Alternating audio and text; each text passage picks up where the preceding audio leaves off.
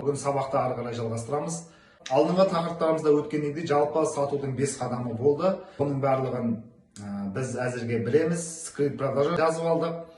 Енді әрқайсысына жеке тоқталатын боламыз. Енді ең бірінші бізде сәлемдесу тұр. Сәлемдесу, амандасу, қарым-қатынас орнату. Яғни сәлем сөзінің атасы деген сияқты.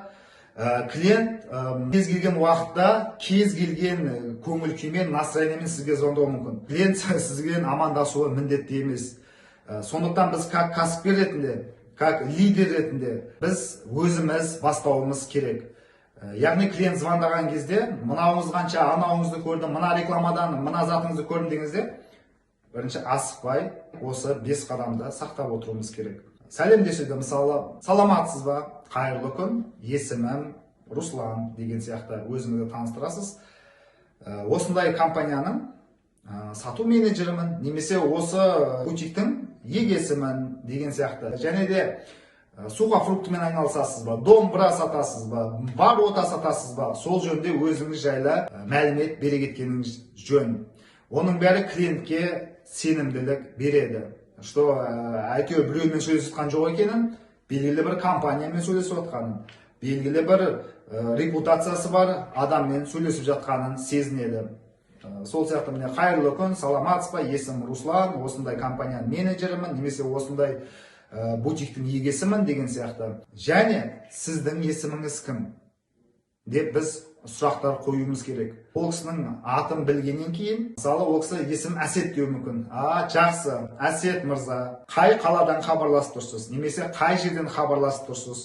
Бізді қай маркетплейстен көрдіңіз, OLX-тен хабарласып отырсыз ба, Таргеттен хабарласып отырсыз ба? Осының бәрін ақырында біліп сұрауымыз қажет. Бұның бәрі не үшін? Не үшін? Біз клиентпен көп сөйлескен сайын бізге достық қарым-қатынас жасай бастайды.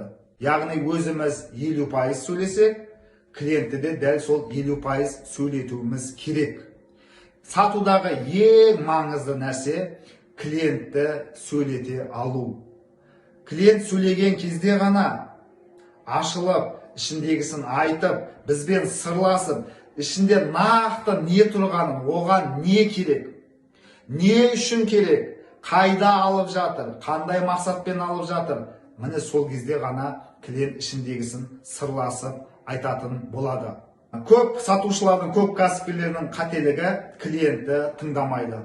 Бұл үлкен қателік. Тек қана мен сөйлесем болды екен, мен көп ақпарат берсем болды, информация берсем болды, клиент сатып алады деп ойлайды. Жоқ, олай болмайды. Информацияны да 100% бермей, керегінше беріп, одан кейін клиентпен байланыс орнатуымыз қажет. Клиент сіз сөйлейсіз, одан кейін клиент сөйлейді. Сіз сөйлейсіз, одан кейін клиент сөйлейді. Мысалы, доп сияқты қарасаңыздар, қолданыңызда доп бар сияқты.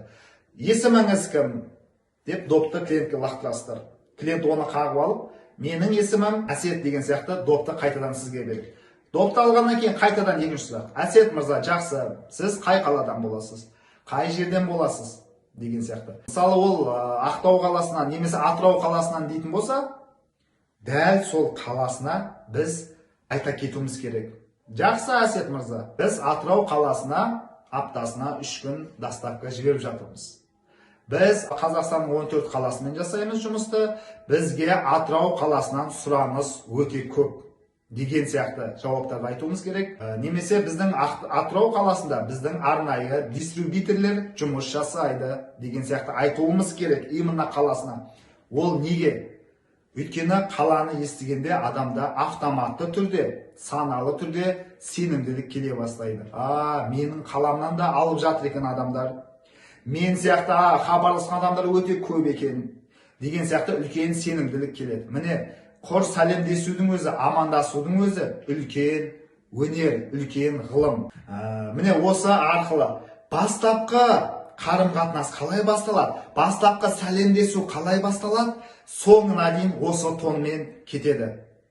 Және ескере кететін бір жайт, сатудағы ең үлкен фишкалардың бірі, алғашқы 4 секундта клиенттің назарын аударта алуымыз керек.